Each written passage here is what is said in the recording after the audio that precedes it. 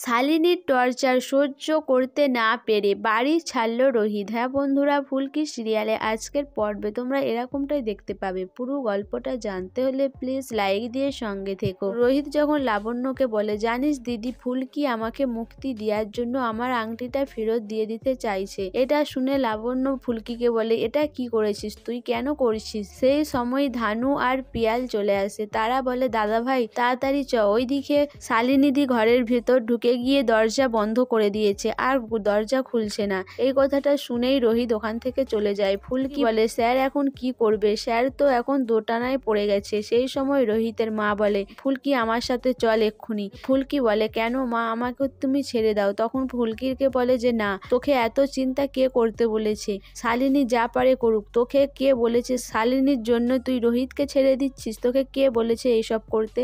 এরপরেই রোহিতের মা ফুলকিকে ধরে নিয়ে গিয়ে ঘরের মধ্যে ঢুকিয়ে দিয়ে বন্ধ করে দেয়। বলে, আমি বলছি এই ঘর থেকে তুই একদম বেরোবি না, আর যদি বেরোস তাহলে আমার থেকে কেউ খারাপ হবে না। লাবণ্য বলে, মেজো কাকি এটা তুমি কি করলে? তখন রোহিতের মা কান্নাকাটি করতে থাকে। এদিকে রোহিত শালিনীর ঘরের কাছে গিয়ে দাঁড়ায়, শালিনীকে ডাকতে থাকে। তখন রুদ্র বলে, দেখ রোহিত, শালিনী কি করেছে, কখন থেকে ডাকছি তবুও দরজা খুলছে না। এরপর রোহিত বলে যে, শালিনীর দরজা খুলো, না হলে আমাকে দরজাটা ভাঙতে হবে। সেই সময় শালিনী দরজা খুলে দেয়। রুমের ভিতর গিয়ে দেখে যে সব জিনিসপত্র ছড়ানো অবস্থায় পড়ে রয়েছে। শালিনীকে জিজ্ঞাসা করে যে কেন এরকম করেছে। শালিনী কোনো উত্তর দেয় না। রুদ্র শালিনীর কানের কাছে গিয়ে বলে যে, শালিনী চালিয়ে যাও। এরপর রুদ্র বলে যে, রোহিত আমরা যাচ্ছি, তুই দেখ যদি পারিস সামলাতে। এরপর রুদ্র আরে ওখান থেকে চলে যায়।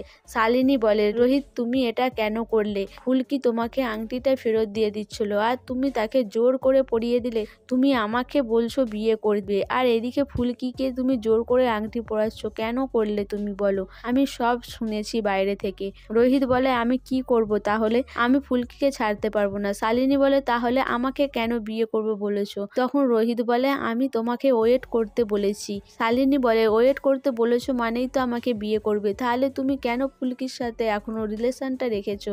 এরপরে শালিনী নিজে কাঁচে হাত কাটতে যায়। সেই সময় রোহিত বলে, এটা কি করলে তুমি? তখন শালিনী রোহিতকে ঠেলে ধাক্কা দিয়ে সরিয়ে দেয় যে, আমার ভালো মন্দ তোমাকে কিছুই দেখতে হবে না, আমার হাত কাটুক, তুমি একদম আমার কাছে আসবে না, যাও তোমার ফুলকি দাসের কাছে।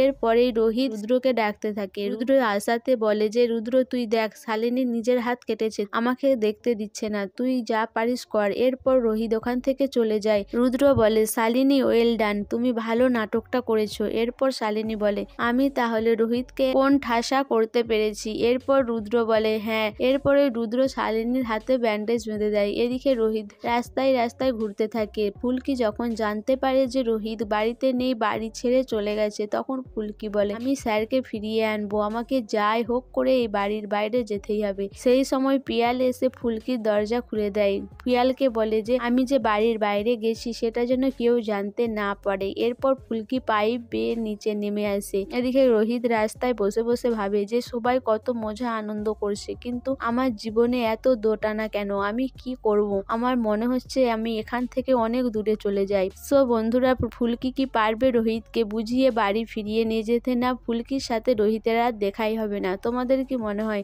অবশ্যই আমাকে কমেন্ট করে জানাবে। আর আমার ভিডিওটা ভালো লাগলে প্লিজ সাবস্ক্রাইব করে দিও আর লাইক কমেন্ট শেয়ার করো।